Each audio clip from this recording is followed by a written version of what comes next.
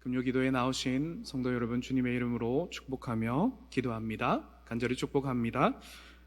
늘 깨어있기를 간구하십시오 라는 기도 제목으로 말씀의 은혜를 나누기를 원합니다. 사랑하는 여러분, 이 시간은 말씀을 들어가기 전에 달란트에 대한 이야기를 잠시 드려볼까 합니다. 달란트, 분명 하나님께서 우리에게 주신 각자의 달란트가 있지요. 이것은 재능 혹은 능력, 또한 각자가 가지고 있는 여러 가지 또한 뛰어난 것으로 이야기할 수 있습니다. 하나님께서는 당신의 백성에게 달란트를 주시면서 세상을 그리고 이웃을 섬기게 하시고 사랑케 하시고, 또한 그것을 통해 하나님의 복음을 전하며 교회를 세우도록 우리에게 사명을 허락하셨습니다. 너무나도 고유한 하나님의 선물이죠.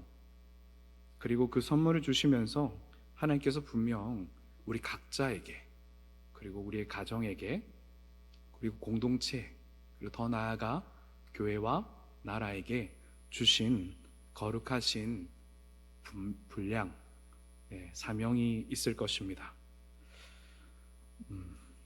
이것은 공동체 전체와 소그룹 그리고 각자에게 적용될 수 있는데요. 여러분, 한번 내가 가진 달란트에 대해서 생각해 보셨나요? 혹 생각해 보셨다면 과연 나는 하나님께 받은 달란트를 무엇에 또는 어디를 바라보며 사용하고 있는가 라고 한번 생각해 보신 적 있으실까요? 분명 하나님께서는 그 달란트를 주시면서 거룩하고 정결하게 사용할 것을 우리에게 명하셨습니다. 그것이 만약 하나님이 원하시는 방향으로 분명히 나아간다면, 선한 방향으로 나아간다면, 우리의 모든 삶의 방향과 에너지가 그곳에 맞춰진다면 분명 선한 열매가 맺어질 것입니다. 그런데 여러분, 그 은혜의 달란트들이 혹시 잘못된 방향으로 사용되어진다면 어떻게 될까요? 그 결과가 우리를 어떻게 만들지도 생각해 보며 우리가 이 시간 말씀을 대하기를 원합니다. 오늘 함께 읽으신 말씀은 하나님께서 명령하신 계명과 너희가 마땅히 나아가서 그 땅을 정복하라 한 이스라엘의 사명이 주어지고 나서 취한 지파의 이야기를 다루고자 합니다. 하나님의 말씀보다 나의 생각과 계획이 앞설 때, 혹은 이익이 앞서게 될 때 우리 안에 다가오는 것, 그리고 우리의 공동체 안에 다가오는 것은 결코 하나님이 원하시는 결과가 아닐 것입니다. 오늘 이 므낫세 지파, 그리고 르우벤 지파, 그리고 갓 지파가 지금 모세에게 나아가서 하고 있는 이야기가 바로 그것이기 때문입니다. 자, 이스라엘에게 명하신 정복 전쟁의 사명, 약속의 땅 가나안 땅을 향해 나아갈 이스라엘의 공동체 앞에 이 잘못된 방향의 생각들이 도래하는 결과를 우리는 보게 되는데요. 읽으신 1절은 기록하고 있습니다. 읽으신 1절을 한번 읽어보도록 하겠습니다. 르우벤 자손과 갓 자손은 심이 많은 가축대를 가졌더라. 그들이 야셀 땅과 길르앗 땅을 본즉 그곳은 목축할 만한 장소인지라. 아멘. 이미 여기에 므낫세 반지파가 빠졌지만 이 지파들은 약속하신 요단의 동편의 땅을 소유했다라고 말씀은 기록합니다. 그리고 많은 가축대를 가졌다라고 이야기합니다. 그리고 그것을 바라보니까 어땠습니까? 1절을 다시 한번 띄워주실래요? 그것은 목축할 만한 장소인지라. 여러분 어떻습니까? 하나님 내게 약속하신 땅과, 그리고 심이 많은 재산과, 그리고 내가 거주할 만한 땅이 다 갖추어졌죠. 그러면 무엇을 생각하겠습니까? 이제 우리가 여기 살면 되겠다 라고 생각할 수 있겠죠. 네. 분명 우리는 그렇게 생각할 수 있습니다. 우리의 삶에도 하나님 내게 이것을 허락하셨고 또 하나님 내게 주신 능력과 달란트로 그것을 얻었고 그리고 내게 이 평안한 땅들이 있다. 분명히 세 집 반은, 두 집합 반은 자신의 사업이, 자신의 사명이 끝났을 것이라 라고 생각했다는 것이죠.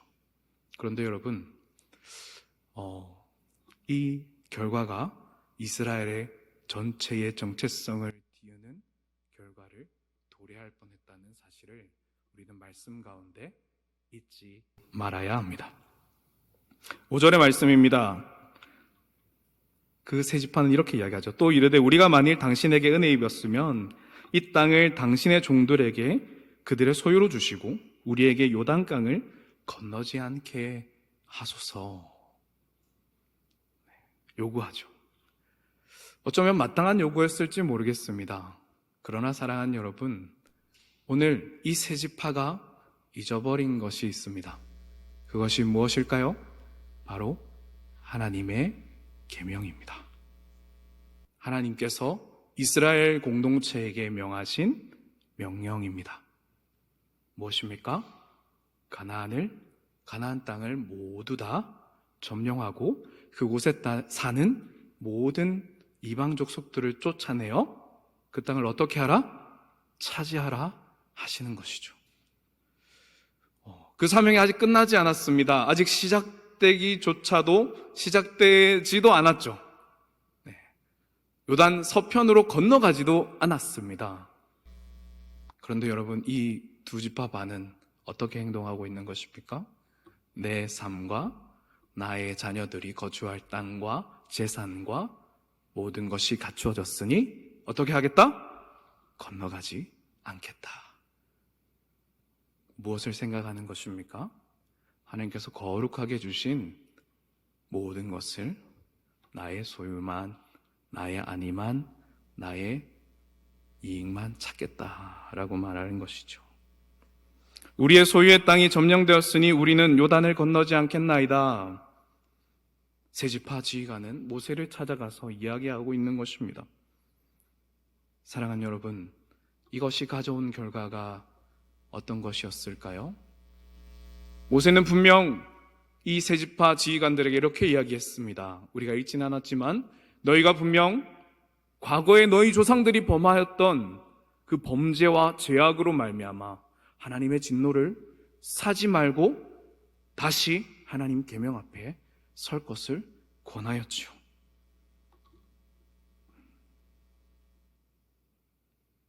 이것이 우리의 삶에도 다가올 수 있는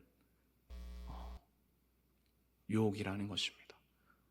우리의 공동체가 하나님의 거룩하신 사명을 위해서 나아가야 할 때 나는 과연 하나님께서 주신 이 달란트를 어떻게, 어느 방향으로, 무엇을 생각하며 사용하고 있는가?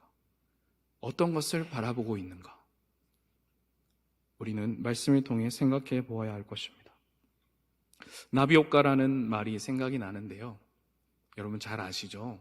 작은 날개짓이 엄청난 파동과 영향을 끼칠 수 있다는 것입니다. 하나님께서 명하신 거룩한 명령보다 눈앞에 나의 가족과 살 터전이 더 중요함을 이야기하므로 그것이 하나님의 말씀과 반대되는, 하나님 우리에게 명하신 계명의 삶과 반대되는 결과를 낳게 한다는 것이죠. 사랑하는 여러분, 어떠십니까? 우리가 바라보며 순간의 계획을 가지고 작은 소망을 가지고 나아가고 있는 모든 것이 어디를 향해, 무엇을 향해 나아가고 있습니까? 이 땅을 사는 하나님 백성들이 어찌하여 하나님의 말씀의 능력을 경험하지도 못하고 그 선함을 알지도 못하고 끊임없이 방황하고 요란해하는가?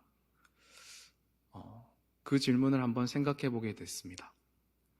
하나님께서는 분명히 우리에게 약속하신 계명을 지키며 하나님 앞에 온전히 살아갈 때에 너희가 거주한 땅에서 복이 될 것이라 명하셨는데 어찌하여 우리는 누리지 못하는가? 오늘 우리가 혹시 르우벤과 갓 지파와 므낫세 반 지파가 이야기하고 있는 고백을 하고 있지는 않는가?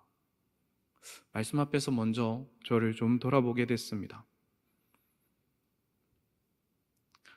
하나님의 방법과 계명이 아니라 세상의 방법과 계산으로 살아가는 자들을 말하는 것이죠. 늘 깨어있기를 소망하옵는 것은 바로 이것입니다. 늘 하나님의 말씀 앞에 깨어있어 나의 모든 생각과 동기를 점검해야 하는 이유가 바로 이것입니다. 우리는 우리의 삶에 조금만 좋은 것이 다가오면 우리 앞에 주어진 하나님의 계명보다 다른 것에 눈이 돌아가기 때문이죠. 사랑하는 여러분, 어떠십니까? 나의 입과 나의 행동이 명하신 하나님의 계명과 어떻게 합을 맞추어서 나아가고 계십니까? 아니면 다른 방향에서 여전히 다른 반대 방향을 바라보며 살아가고 계시는 것입니까? 연약한 인생에서 우리의 삶을 돌아볼 수 있도록 온전히 부으시는 은혜가 있으시기를 간구하는 이 밤 되시기를 소망합니다. 이미 이 세상은 우리에게 그것을 죄악으로 바꾸라고, 이익으로 바꾸라고 이미 최적화되어 있는 세상입니다. 말씀 앞에서 우리가 엎드리지 아니하면, 말씀 앞에서 깨어있기를 항상 생각하지 않는다면, 여러분, 우리 또한 이 르우벤 지파, 갓 지파와 같은 고백을 할 것이라는 것을 꼭 기억하시기를 바랍니다. 그렇다면 늘 깨어있기 위해 우리가 해야 할 고백이 있지 않겠습니까? 그것은 과연 무엇일까요? 그것은 바로 하나님의 계명을 온전히 지키며 살아가겠다는 고백을 공동체 앞에 내 옆 사람에게 고백하는 것입니다. 서로가 서로에게 약속을 하는 것이지요. 그리고 서로에게 나의 연약함을 좀 돌아보아 달라고 부탁하는 것입니다. 오늘 이 르우벤 지파와 갓 지파와 므낫세 반 지파의 지휘관들이 모세의 권유를 듣고 그렇게 고백했음을 우리에게 말하고 있기 때문이죠. 읽으신 18절에서 19절은 기록합니다. 같이 한번 읽어보도록 하겠습니다. 시작. 이스라엘 자손이 각기 기업을 받기까지 우리의 집으로 돌아오지 아니하겠사오며 우리는 요단 이쪽 동쪽에서 기업을 받았사오니 그들과 함께 요단 저쪽에서는 기업을 받지 아니하겠나이다. 아멘. 이것이 어떠한 고백입니까? 어떠한 일이 있더라도 하나님의 계명을 나의 삶에 온전히 지키기까지 우리는 우리의 삶을 아끼지 않겠노라라고 고백하는 것입니다. 사랑하는 동산교회 성도 여러분, 부흥과 도약을 준비하는 이 거룩한 공동체 가운데 혹은 나 자신과 우리의 가정과 우리의 구역 가운데 이러한 고백이 피를 흘리기까지 있어야 할 것을 오늘 말씀은 우리에게 부탁하고 있는 것입니다. 언제까지 지키는 것입니까? 이 약속이 끝날 때까지, 우리가 주님 앞에 갈 때까지, 우리가 우리에게 주신 하나님의 소명과 사명을 완수하여 나아가기까지 가는 것입니다. 연령에, 어림에, 연소함에 상관없이 하나님 우리에게 주신, 또 나이마다 주신 경험과 지혜와 능력을 가지고 나아가는 것입니다. 이 삶이야말로 주님께서 우리에게 명령하신 그리스도 안에 거하며 열매 맺는 삶이 되어야 할 것을 우리에게 명하고 계시는 것이죠. 사랑하는 아들아, 딸아, 늘 깨어있기를 원하노라.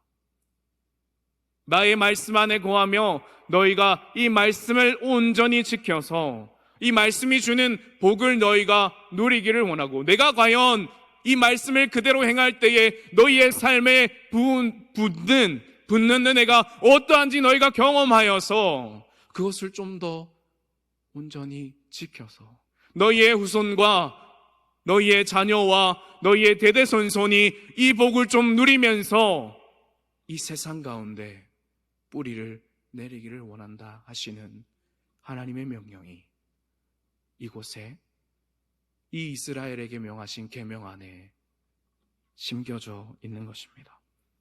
사랑하는 동산교회 성도 여러분, 너무나 간단하지요. 그런데 그것은 우리의 삶을 통과하자니 너무나 어려운 것인 것 같습니다. 이 삶을 함께 살아가시기를 원합니다. 우리가 옆 사람을 보며 함께 고백했으면 좋겠습니다. 말씀을 온전히 지켜 복받는 은혜가 있으시기를 소망합니다. 말씀을 온전히 지켜 복받는 은혜가 있기를 소망합니다. 사랑하는 여러분, 내 삶이 이 세상 가운데 비록 보잘것 없다 할지라도 여러분, 하나님께서 여러분의 삶을 결코 보잘것없다 하시지 않으셨어요. 그렇지요? 그리고 하나님의 거룩하신 능력과 죽음을 이길 영생의 능력을 당신의 아들에게 양자 삼으시고 주셨어요. 이 복을 좀 누리기를 원합니다. 아직 저도 너무나 연약하지만 이것을 나에게 주신 믿음의 기업과 우리의 자녀들에게 좀 전해어 주시고 알려주셨으면 좋겠어요. 이 고백이 많아져야 합니다. 이 고백이 이 땅에 아들아, 딸아, 참 놀라우신 하나님의 은혜가 나는 그 계명을 지킨 것밖에 없는데 나를 이렇게 세워가시더라. 세상의 방법이 남을 딛고 올라서고 남을 부시라 하는데 나는 섬기고 베풀고 나누어 주었더니 하나님께서 나를 이곳 가운데 세우셨더라 하는 고백들이 사랑하는 우리 동산의 성도 여러분의 삶 가운데, 가정 가운데, 우리 사랑하는 이 자리에 있는 청년들의 각각의 삶 가운데 열매 맺어지시기를 소망합니다. 삶을 살아가 힘겨울 때, 낙심할 때, 넘어질 때 사랑하는 여러분, 어디를 찾아가십니까? 어디로 나아가십니까? 우리의 능력 되시는 그분 앞에 나아와 여러분 엎드리십시오. 세상의 지혜, 세상의 방법, 물질의 능력, 물질의 힘 찾지 마시고 여러분 불가능을 가능케 하시며 홍해를 가르치고 우리에게 마른 땅을 건너게 하시는 하나님의 능력을 소유하시기를 소망합니다. 그리하여 우리의 다음 세대에게 이 참된 삶의 복이 흘러가야 합니다. 사랑하는 아들아, 나의 딸아, 내가 너희에게 물려줄 것이 바로 이것이다. 여러분, 이 귀한 열매, 이 귀한 삶을 흘려보내시며 우리의 가정을 세우신 하나님을 고백하시기를 소망합니다. 이 고민, 우리에게 주신 이 달란트가 과연 내 삶에 어떻게 영향을 미치어야 될까? 그리고 또 어떤 방향으로 가야 될까? 우리의 시선을 날마다 고정하고 늘 깨어 있어야 하는 이유는 무엇입니까? 피 흘리기까지 싸우고 고민해야 할 이유가 무엇입니까? 그 이유는 나의 생각과 계획과 상관없이 이 세상에 물 흐르듯이 나의 삶을 맡긴다면 여러분, 우리는 그곳에 합류하는 삶이 되기 때문입니다. 하나님 우리에게 결코 그 삶을 허락하시지 않으셨어요. 그런데 어찌하여 우리에게 그러한 삶의 고민들이 계속 생겨나는지 하나님 앞에서 우리의 삶을 돌아보시기를 바랍니다. 어쩌면 과학이라는 문명 아래 우리가 처한 현실과 상황은 하나님께서 선하게 창조하신 이 자연 만물과 눈에 보이지 않는 모든 것들을 바꾸어 버렸다고 말할 수 있습니다. 그러나 한 가지 바꾸시지 않은 것이 있죠. 못 바꾸는 것이 하나 있습니다. 무엇입니까? 로마서 8장에 기록된 여전히 이 세상은 하나님의 아들들이 나타나기를 고대하고 있다는 것입니다.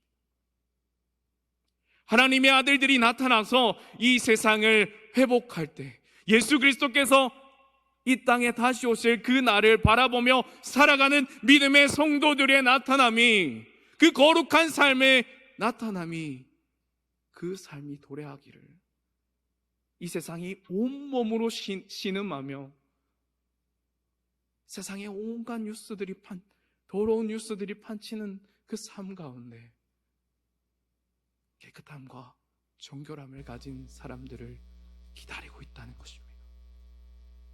사랑하는 동산의 성도 여러분, 기도로 엎드리며 나아오신 사랑하는 동역자 여러분, 그 믿음의 아들들의 삶을 살아가시기를 소망합니다. 여러분 분명 기억하십시오. 하나님께서 우리의 그 모든 능력이 되시고 우리에게 그 삶을 부탁하셨고 우리에게 그 삶을 살아가시도록 능력을 부여하고 계심을 말입니다. 주 앞에, 하나님 앞에 주의 말씀을 온전히 지키어 거룩함과 정결함으로 하나님의 놀라운 지혜를 경험하시고 그 은혜를, 그 사랑을 흘려보내시는 동산의 성도 여러분 되시기를 예수님 이름으로 간절히 축복합니다. 함께 주신 말씀을 가지고 기도하며 나아가겠습니다.